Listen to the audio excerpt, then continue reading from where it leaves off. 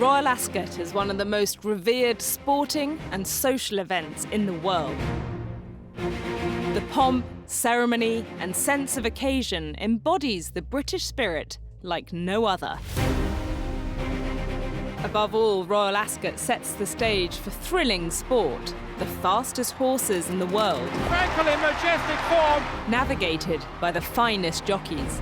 In over 300 years in a sport where men and women compete on equal terms, 4 female jockeys have triumphed. The first was Gay Kelleway in 1987. Yeah, I've done it. I've actually done something with my riding career. But it took another 32 years for it to happen again. Thanks B denies magnetic charm. Onassis comes clear to win. Hayley Turner, the head turner, wins the Sandringham. When you've had a Royal Ascot winner, it's a massive tick off your bucket list. Scarlet Dragon and Hollie Doyle punching the air. Bradsell and Hollie Doyle have won the King's Stand. I do it because I want to ride winners and I want to be the best. Laura Pearson, Lola Showgirl led the whole way. Royal Ascot is obviously something we all want to do. It's the greatest meeting.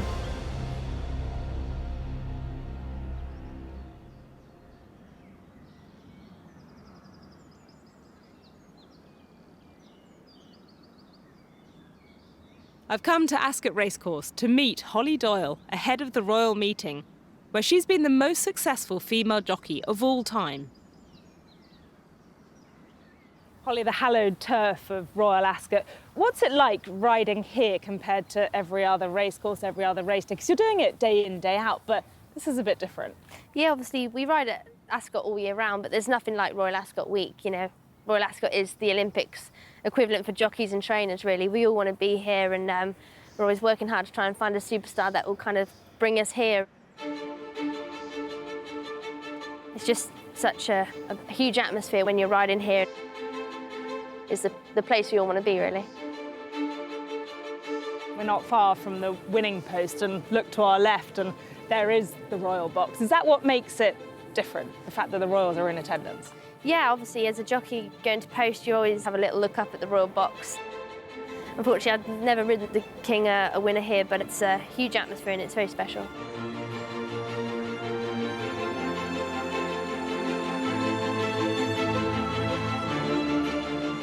And this place is really buzzing on race day, isn't it?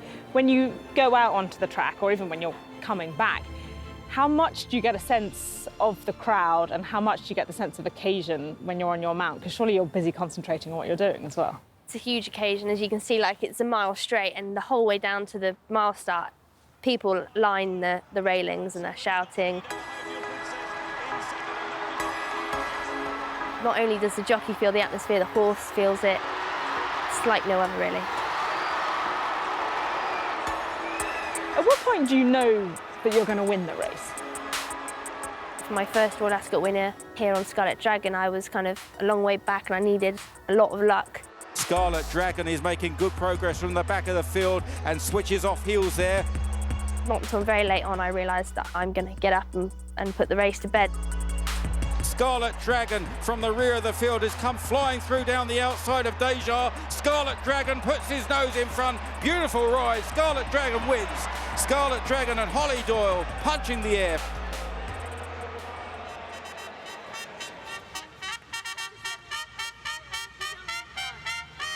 There she is, right in front of you. Hollie Doyle, you are now a Royal Ascot heroine. How's it feel?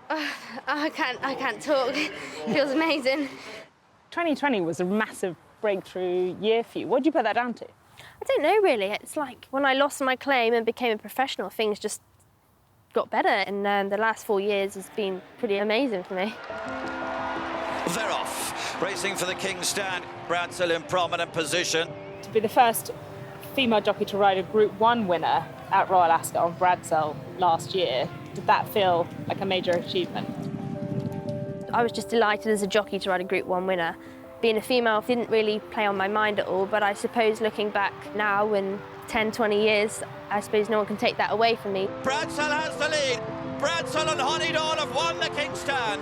As a jockey, a Group 1 winner at Royal Ascot is pretty high up on the list, so yeah, it was another good day. Please give them a warm welcome back to the winners of closure, ladies and gentlemen, the winner of the King's Stand Stakes for 2023. The winner is Bradsell and Hollie Doyle.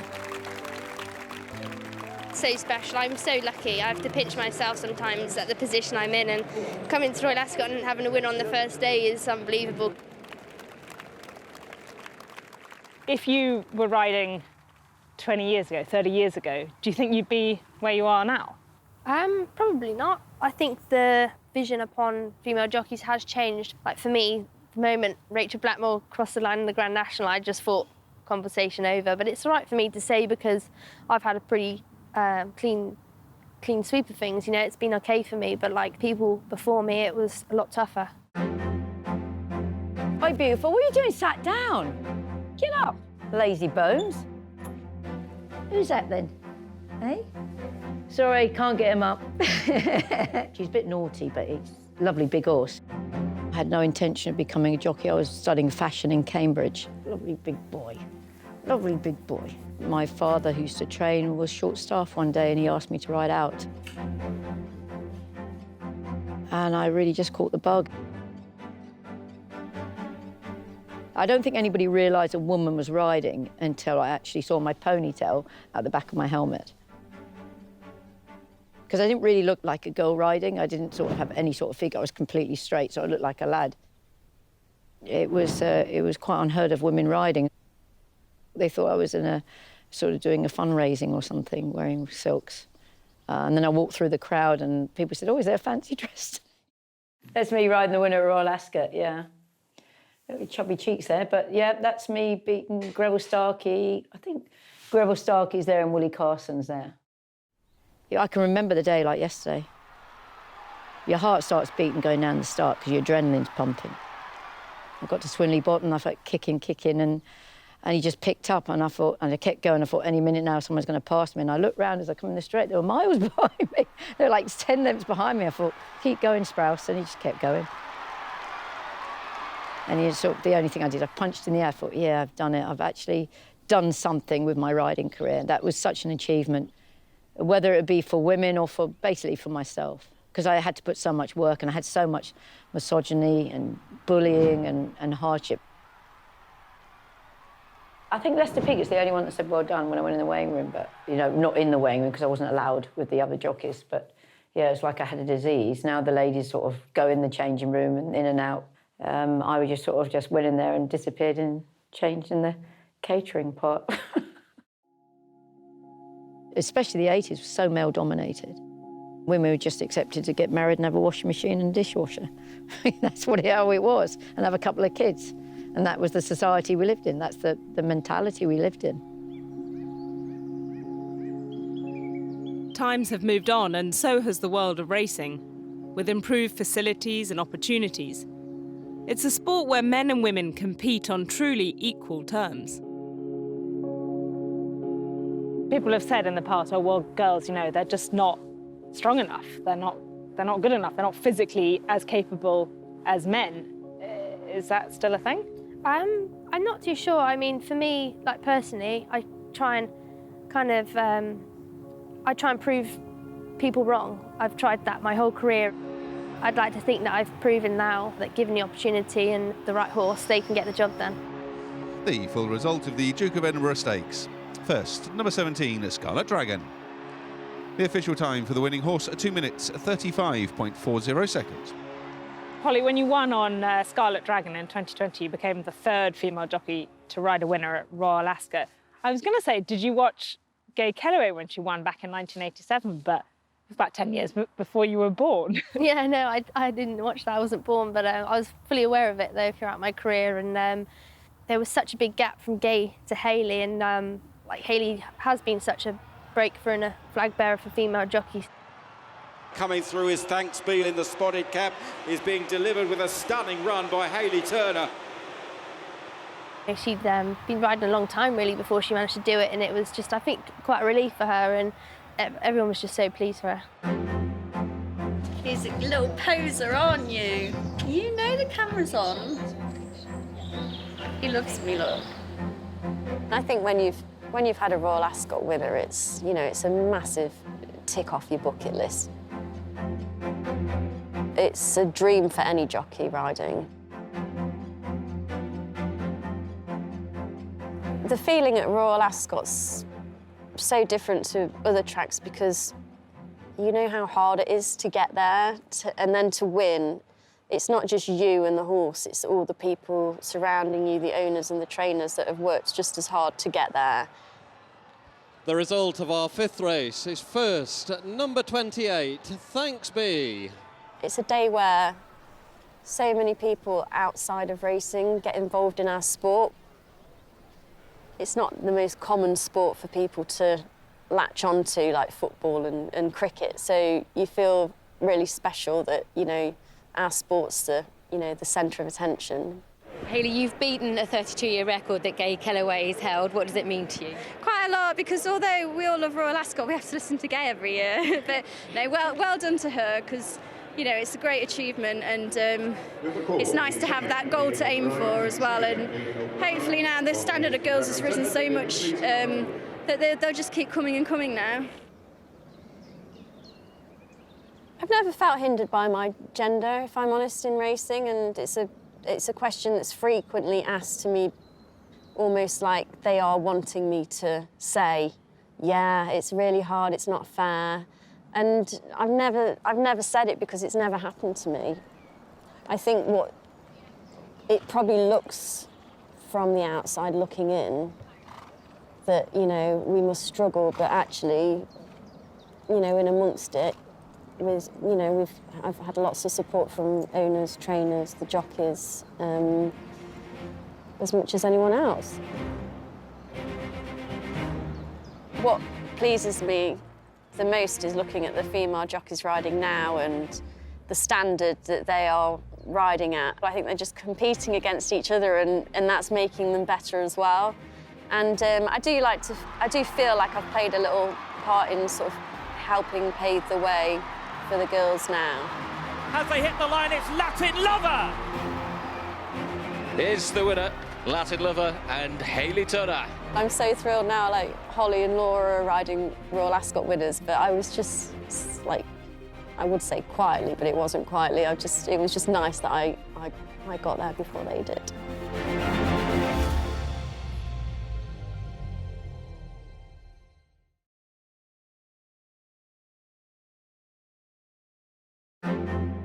Royal Ascot is one of the highlights of the British summer season, with thrilling sport on offer.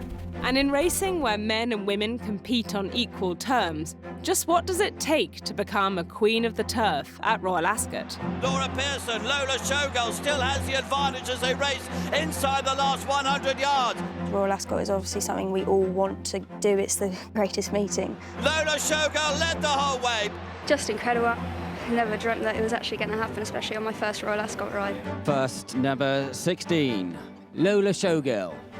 There's more losing than winning in this game.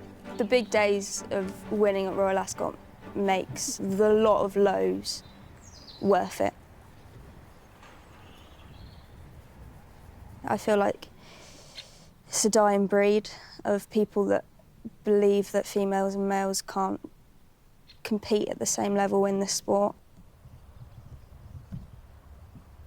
In other sports, when it's just physical factors, then I can understand, because natural way is men are always going to be stronger than females, but racing is so much more than that. It's tactical, it's how you present yourself to owners, it's reading a race, it's everything. So the physical side of it is not all the be-all and end-all, and people are starting to realise that. She's as cool as a breeze, like whether she's from off the pace or she's in the front, she's got her sectionals to the second. First ride in Royal Ascot, it's a hell of a ride. I've been a fan of Laura for a long time. Come on, girls. It's still surreal to think back at the race. I feel like I blinked and it was over almost. To do it on my first ride there was almost unbelievable. It's something that kids only dream of, that I was still the kid that was still dreaming of it. The winner was just, I still have to pinch myself now sometimes, because as I said, it's something that we all grew up dreaming about. Talk to me about crossing the winning post here at Royal Ascot, because it's something you do at different tracks on different days throughout your career. But Royal Ascot is the top, it's the best of everything. Yeah, it's just a completely different atmosphere, and it's like, first thing you cross and you think, job done, job done. And, you know, you're just so pleased for connections, because so much goes into it behind the scenes, you know. It's not easy to even get a runner at Royal Ascot, let alone train or ride a winner. It's a huge sense of relief, and, you know, you've done a service to your connections. And Bradsell makes a big move on the outside, and Bradsell now moves into the lead under Hollie Doyle from Royal Scotsman in second. They're inside the final half a furlong, and it's Bradsell who's got a couple of lengths lead, and Bradsell will win the Coventry Stakes. Like, in my brain, I'm paid to do a job, so when I get the job done, it's a relief, and I like to move on to the next ride and get that job done. But obviously Royal Ascot has got that extra kind of prestige and a buzz about it. So you've got to really enjoy those moments, because they don't last long and they don't last forever. Hollie Doyle has now just become the leading female rider here at the Royal Ascot meeting. That's a nice title to own. Riding winners motivates me, and I've got quite high standards, and you know, once I got that taste of high-level success, I mean, it's hard getting to that level, but staying here is even harder. Rhythm and Hooves finishing very strongly under Hollie Doyle. Rhythm and Hooves wins. I'm very driven, and I've got a lot more that I want to achieve. You know, I never sit back and think, oh, I've made it, oh, I've done this or that. It's just like, right, that's done, what's next, sort of thing. She struck in Group 1 company early in the week. She wins again this afternoon in the final race on day 4. We welcome back to the winner's podium, Hollie Doyle. Well done, Hollie. Hollie Doyle, absolutely wonderful personality. She's great for racing. She's a great little jockey. She's a proper sized jockey, isn't she?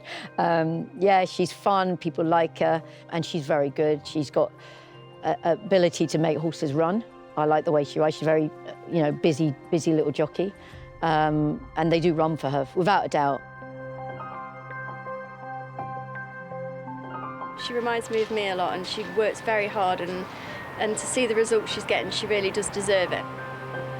So many other girls in the weighing room now that have got Hollie and I to look at and see that it's all achievable, and there's going to be more and more as the years go on, I'm sure. So what's this like, coming in under the tunnel, into the winner's enclosure, having just ridden a winner at Royal Ascot? Yeah, it's pretty incredible. I mean, there's no place that has an atmosphere like Royal Ascot. When you walk into here, the owners usually waiting for you, and that's when you like really have a sense of how prestigious it is for them, really, and it's a great feeling. And people don't really realise that you're off one horse and onto the next, no matter what you've won, no matter how big the success, it's kind of, the job doesn't stop. Yeah, I think that's why racing's unique, you know. We've got half an hour gap between one race to the next. It's all really, it's intense, and it's, you know, high pressure job, really.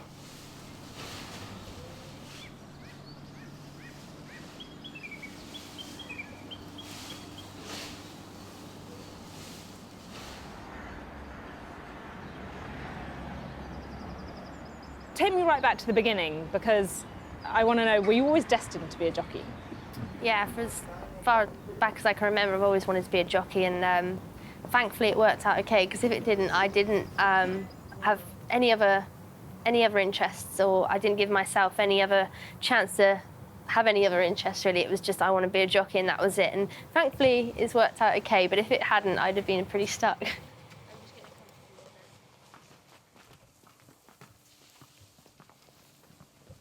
Pony racing was a thing when you were younger, wasn't it? I wasn't very good. I started off on my little kick-along pony. You know, I think I finished last every time on him, and then we managed to loan quite a good pony that I rode a few winners on, and it's just good to get that competitive edge. And whilst we see you turning up at racecourses and riding winners, what we don't see so much is the work that goes on behind the scenes in terms of the mornings. You're frequently, whether it's in Lambourne or Newmarket or elsewhere, riding out for lots of different people. Yeah, I mean, we all have to work really hard in the mornings to kind of get the rides, really. I try and float around and try and ride out for as many people as possible. I like being around the horses. It's quite chilled out in the mornings, I suppose, as opposed to being at the races. It's good to get to know them as well, behind the scenes, because when you ride them on track, you've got so much more of a feel of them. So it's always good to get to know them and find a bit out about them, and it's nice being around the team as well. Okay, so you're kind of still hustling, because we would imagine that given the level you've achieved, that the rides will be coming to you and people are like, I want Hollie Doyle on my horse because she's the best. But no, you're still having to chase. Yeah, I still very much having to do a lot of hustling in the mornings. You know, it's getting on horses, but it's hard to stay on them. And if people are in there in the mornings riding them out and so-and-so's ridden this, they're going to ride it, and you're kind of like trying to get the same ride, it's really tough.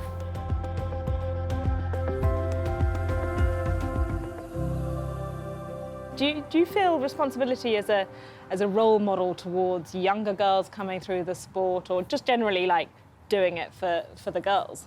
Do you know what? A few years ago, if you'd have asked me that, I'd said no. But recently, the last year or two, I've been noticing that a lot of young girls or, you know, kids in the pony club have been really taking a liking to me and sending me lots of messages or following me. So yeah, I do see it as quite a responsibility now to kind of set a good example, and like, our sport is so open and anyone can get involved, so I feel a bit of a responsibility to sell the sport as a whole. Ah. He's enjoying this. Come on then. You're a good boy. Yes, you're a good boy. The better I did, the more confident I got riding. I've never put any pressure on myself. I think it takes a lot of mental toughness. Hayley Turner, the head turner, wins the Sandringham. You need to be very durable to do it, and I think it's something you learn as you get older, and as the journey takes you, you kind of wise up to it and how to deal with it all. Laura Pearson, Lola Showgirl still has the advantage as they race inside the last 100 yards. The big days of winning at Royal Ascot makes the lot of lows worth it, and it's why we all do it. And that one race of outstanding achievement just counteracts all the bad days that you have. St Lawrence is doing best. It's St Lawrence for the Wokingham. First, number 14 at St Lawrence. You know, I don't do this because I love going out and riding horses and going racing every day. I do it because I want to ride winners and I want to be the best.